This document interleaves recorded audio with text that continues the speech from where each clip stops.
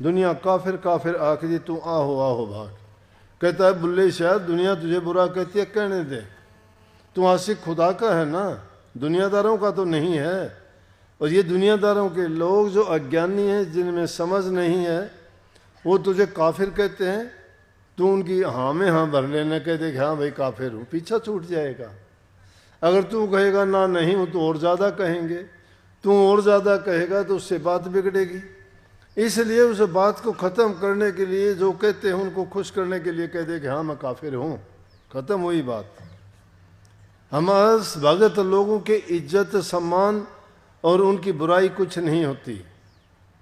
उन चीज़ों से जब तक वो बरी नहीं हो जाता, जब तक उन चीज़ों से ऊपर नहीं उठ जाता, जब उठने का तभी होगा आप शिथिल हो जाओगे।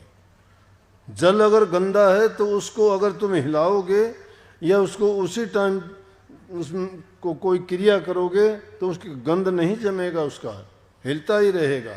लेकिन उसको कुछ समय के लिए रख दो, गंदगी सब नीचे बैठ जाएगी, साफ पानी ऊपर आ जाएगा।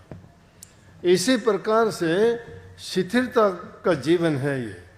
शिथिल जब हो जाओगे, नाम में जब हो जाओगे, तो आप सोचना कि हाँ हमें सत्संग का लाभ मिला है। अब संगति की बात देखो, संगति अच्छे लोगों की करते हो, महापुरुषों की करते हो, सत्संग में जाते हो।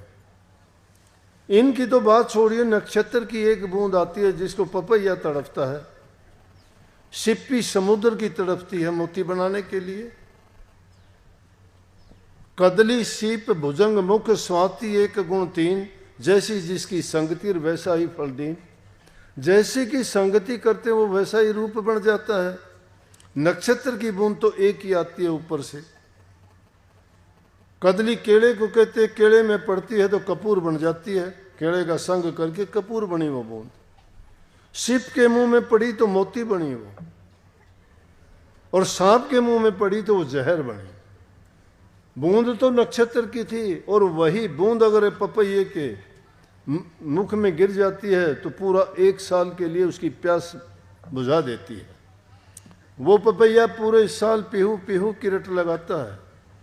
वो बूंद अगर उसको नहीं मिलती तो चाहे उसके प्राण निकल जाएं, और प्राण निकलते वक्त चाहे वो दरिया समुद्र में भी गिर जाए तो भी अपनी चोंच को बंद कर लेगा, उस और पानी को नहीं पीता। कहीं भी एक कबीर साहब की वाणी में, जैसे पपैया प्यासा बूंद का पिया पिया रट लाई, प्यास से प्राण तड़प राती और नीर नहीं भाई। रात दिन उसके लिए तड़पता है, प्राण त्याग देगा लेकिन उस नक्षत्र की बूंद के सिवाय वो दूसरी नहीं लेता। हम तो कदम कदम पर बदल जाते हैं, हम उनसे शिक्षा ही नहीं लेते इन पक्षियों से। कुमोदनी चंद्रमा की आस रखती है कि चंद्रमा कब निकलेगा, वो चंद्रमा की आशिक है। और जब चंद्रमा निकलता है तो उसकी तरफ टकटकी लगा के देखती रहती है कुमोदनी। चंद्रमा जो जो चढ़ता है उसके साथ एक पल के लिए भी नजर नहीं हटाती। उसकी गर्दन देखते देखते सुबह तक इस तरह से उल्टी मुड़ जाती है। सुबह को उल्टी गिरी हुई मिलती है लेकिन वो अपनी नज़र से नहीं हटाती। चांद ओझल हो जाता है तो ही उसको बाद में होश आता है कि चंद्रमा तो नहीं है।